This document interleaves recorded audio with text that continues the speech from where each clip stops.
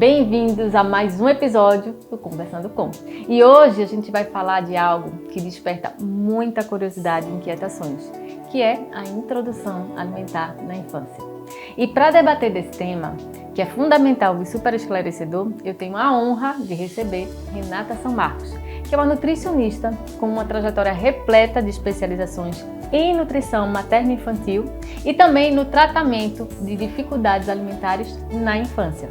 Renata é uma terapeuta alimentar que é dedicada a auxiliar crianças a construir uma relação saudável e feliz com o alimento. Renata, seja muito bem-vinda. Obrigada, te agradeço. Prazer enorme. Prazer nosso. Vamos lá. Quais são assim, os principais marcos para a gente começar a introduzir o alimento na criança? Joia. Hoje em dia a gente tem que se atentar ao fato da criança ter completado a idade correta para a introdução alimentar, que são os 6 meses, atentando ao fato de que uma criança prematura ela precisa usar a idade corrigida para começar a introdução alimentar. Essa criança precisa estar dentro de alguns marcos de desenvolvimento, né? Que é o que a gente observa quando a criança vai começar a comer. Então, ela precisa ter diminuído o reflexo de protusão de língua, né? Esse movimento natural que a criança faz de botar a linguinha para fora, né? Pelo ato de mamar, que é diferente, né? Do ato de comer, a sucção é diferente. Ela precisa dar indícios de que está buscando o alimento. Então, geralmente, um bebê de 5 meses no colo, ele já busca ali o alimento com o olhar, já estende a mãozinha para pegar a comida que está na mãe. Então, esse interesse pela comida, ele precisa já ter começado a existir. E aí tem a questão também da postura do bebê. Então, ele já está sentando, ele já tem uma postura mais ereta, ele consegue segurar o pescoço e o tronco direitinho, de forma firme, por alguns segundos, né? Então, isso são alguns marcos de desenvolvimento que a gente observa para começar essa introdução alimentar com segurança. E quais seriam assim, os alimentos que são mais adequados para começar? Veja, hoje a gente pode começar já com todos os grupos alimentares, né? Então já entra proteína, carboidrato, algumas fontes de gordura, né? Todas as frutas, legumes, cereais. A gente tem que atentar ao fato de que açúcar ainda não é permitido, sal só depois de 1 ano, né? Mel é outro alimento que a gente não recomenda nessa idade, mas com relação aos alimentos a gente não tem uma proibição, né? Pelo contrário, a gente hoje já pode começar com todos os alimentos. Eu, particularmente, não tenho essa conduta, né? Porque eu acho que uma criança que sai da fórmula infantil e no outro dia já começa a fruta de manhã, almoço e fruta tarde, eu acho uma agressão ao sistema digestivo desse bebê, né? Que ainda é muito prematuro, mas a gente pode começar com todos os grupos de forma gradual. Eu lembro, há 15 anos atrás, quando eu comecei, que dizia assim, começa com hoje para ver se tem alergia. Aí aos poucos vai vendo se... Porque se a gente começa logo com tudo, eu não sei se eu estou errada. Como é que você vai identificar o que isso. A gente não precisa começar com tudo de uma vez e também não precisa ir lento demais, a não ser que a criança tenha um histórico prévio de alergia alimentar. Então, se é um bebê que, enquanto amamentado ou na fórmula, apresentou alguma alergia ou sensibilidade alimentar, vai ser uma introdução alimentar mais cautelosa, né? A gente vai apresentar um alimento, expor essa criança 3 dias a esse mesmo alimento para observar possíveis reações, né? Então é uma introdução alimentar mais lenta, mas a gente não vai deixar de ofertar nenhum alimento para essa criança, a não ser que ela tenha alguma reação. E tem alguma orientação de como se preparar esse alimento?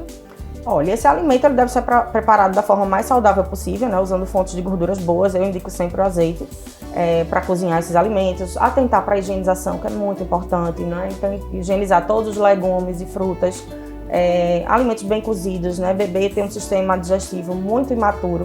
Então, a gente precisa se atentar que todo cuidado é pouco na introdução alimentar, né? Então, cuidar dessa higiene, da forma como esses alimentos são cozidos e preparados é muito importante para esse comecinho. A maioria dos pais, acho que tem um pavor da criança se engasgar, né? Como é que a gente pode fazer para minimizar esses riscos? Olha, primeiro é comer com a criança. A gente jamais pode deixar essa criança só, né? Comer sozinha. Então, ela ainda não tem habilidade motora, muitas vezes, para se alimentar. Às vezes não tem noção do tamanho que vai botar na boca e às vezes bota um tamanho maior do que o que ela aguenta engolir. Naturalmente, a criança tem um reflexo que a gente chama de reflexo de gag, que ele vai expelir qualquer alimento que ela se dê conta que não vai conseguir. Que é o que a gente chama de engoiar? Isso, exato. Que ela não vai dar conta de engolir, então ela naturalmente bota para fora.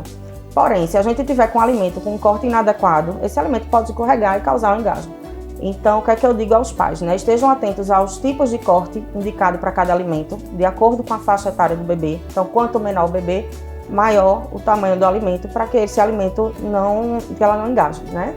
À medida que esse bebê vai crescendo, a gente vai diminuindo o tamanho, né? Porque ele já vai ter habilidade motora oral de mastigar e conseguir administrar esse alimento na boquinha. Então não se recomenda amassar, nem triturar? Olha, no começo a gente recomenda amassar porque ele ainda não tem habilidade mastigatória, né? Ele saiu da sucção do leite materno fórmula e está começando a adquirir esse movimento mastigatório. Então no começo eles são machucadinhos e essa textura precisa ir aumentando à medida que o bebê vai crescendo, é muito importante. Certo. E quais são assim os principais nutrientes que esses bebês precisam aos 6 meses que a gente precisa ofertar? Olha, todos os nutrientes são importantes, né, para essa fase, mas o que nutre o bebê até 1 ano de idade é o leite materno ou a fórmula infantil, né? Eu digo que a introdução alimentar, ela é uma fase de experimentação, é uma fase onde a criança vai conhecer o alimento. Então, muito mais importante do que ela comer é ela ter contato com o alimento. Então, ela sentir textura com as mãos, cheiro, né? Tocar, se melar. Então, isso é muito mais importante nessa fase do que o ato de comer em si. Os pais têm uma ansiedade muito grande, muitas vezes que eles vão voltar a trabalhar, né? A mãe acaba a licença maternidade e agora meu filho vai ter que comer. Não existe essa obrigatoriedade. O bebê está numa fase de aprendizado, né? Ele passou aí 6 meses só com líquido e ele tem agora mais 6 meses para poder conhecer novos alimentos, novas texturas, aprender a comer, que é um ato muito difícil, né? Envolve muitos sentidos e músculos e atenção plena dessa criança. Então a gente precisa ter calma, né? Ir com calma, não ir com tanta ansiedade para esse momento, porque tá isso o bebê sente, né? E a gente precisa respeitar os limites dele e no tempo dele, né? Dando oportunidade para ele conhecer, que é muito mais importante do que ele comer. O que vai nutrir ele é o leite ou a fórmula, até 1 ano. A gente precisa relaxar, se ele não comeu, ele não vai ficar anêmico, não vai ficar doente, nada. De jeito nenhum, que a gente precisa dar a oportunidade dele conhecer. E não substituir a fórmula ou o leite materno pela comida, né? Ele precisa ter, à medida que vai crescendo, rotina alimentar, ele precisa ter horários, ele precisa estar pertencendo àquele ambiente alimentar da casa, né? E quais são os sinais, assim, que o bebê, ele está aceitando bem os alimentos? O que a gente pode observar? Olha, a gente percebe no jeitinho do bebê, né? Ele vai estar confortável, ele vai estar feliz, para ele está sendo prazeroso, né? Então, quando a criança ela não aceita, ela dá sinais também. Então, quando ela não quer mais comer, ela dá os sinais de que ela vira o rosto. E a gente insiste de forma errada, porque eu acho que primeiro de tudo é o respeito. A gente precisa respeitar os sinais de fome e saciedade dessa criança, né? E a única coisa que a gente não controla na introdução alimentar é a quantidade que essa criança vai comer. A gente controla o ambiente, a qualidade do que a gente vai oferecer, né? Como a gente vai oferecer essa comida, mas a quantidade quem determina é ela. Então a gente não deve insistir que ela deu uma vez, ela cuspiu, então não insiste. Não, se ela der sinais que está satisfeita, que não quer comer, ou está com muito soninho, não está naquele momento, um momento legal para ela almoçar, por exemplo, acalma essa criança, né? De repente dá o peito para ela poder se acalmar, se organizar e aí sim ter uma experiência prazerosa com a comida. E o que a gente pode fazer além, acho que você já comentou um pouco, né, para incentivar essa alimentação saudável? Olha, eu acho que desde sempre é a alimentação com a família. Então esses pais precisam estar nessas refeições. A gente perdeu muito isso, né? Então hoje os pais não têm mais tempo, enfim. Então o que é que eu oriento sempre? Se o pai e a mãe não estão em casa para comer junto com essa criança, que o cuidador coma junto com ela. Ela precisa ter exemplos. Criança é neurônio espelho, então ela vai copiar tudo que você fizer. Ela precisa adquirir habilidade para, por exemplo, manipular um talher. E ela só vai adquirir essa habilidade se ela observar você fazendo. Então, se é uma criança que é só alimentada, ela não tem contato visual com ninguém comendo, ela não aprende, né? Ela não tem experiência com outros alimentos, porque às vezes ela está comendo o pratinho dela, mas vê, por exemplo, um brócolis no prato da mãe e tem interesse em comer, né? Então, a gente limita um pouco quando a gente não come em família. Eu acho que é a primeira dica que eu dou, que é o que eu vejo que está trazendo muita consequência, né, de dificuldade alimentar posteriormente para essas crianças. Provavelmente os problemas dos adolescentes e jovens hoje foi por conta de uma introdução, será? Tem relação direta? Tem sim. Quando a gente investiga, são crianças que não foram expostas a esses alimentos, né, foram alimentadas muito de forma passiva, então só receberam o alimento na boca, não tiveram contato, não manipularam, né, e às vezes num contexto não muito agradável, né?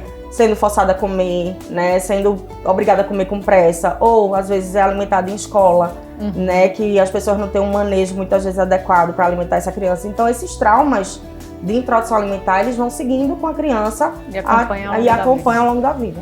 E para a gente encerrar, teria mais alguma dica de um bom hábito que a gente possa colocar aí para ajudar essa introdução? Quanto mais a gente expor essa criança a alimentos saudáveis, né, comida de verdade, é o que eu digo, não precisa desempacotar desembalar menos e descascar mais. Eu acho que esse é o segredo e a gente está buscando muita praticidade e esquecendo o básico, né? O básico funciona, né? O básico é o que tem que ser feito para bebê. Bebê não precisa de comida industrializada, não precisa ser uma comida elaborada, né? É o básico bem feito, a comida da terra mesmo que a gente precisa e comer em família, um ambiente tranquilo, feliz, acolhedor, porque essa criança precisa ter memórias afetivas e memórias positivas com esse alimento. Precisa ser prazeroso, porque comer é muito bom, né? Então a gente não precisa criar um tabu em cima da alimentação de uma criança, que é uma coisa tão linda e natural para ela, né? Joia. Queria te agradecer. A gente já chegou no final da nossa conversa e eu tenho certeza que colaborou muito, viu? E aqui é uma lembrança nossa. Obrigada a você. Obrigada. Bom, hoje tivemos a oportunidade de ouvir essas valiosas perspectivas de Renata, né, numa conversa super esclarecedora. E a você, muito obrigada por nos acompanhar nessa jornada de aprendizado e discussão. Até o próximo episódio.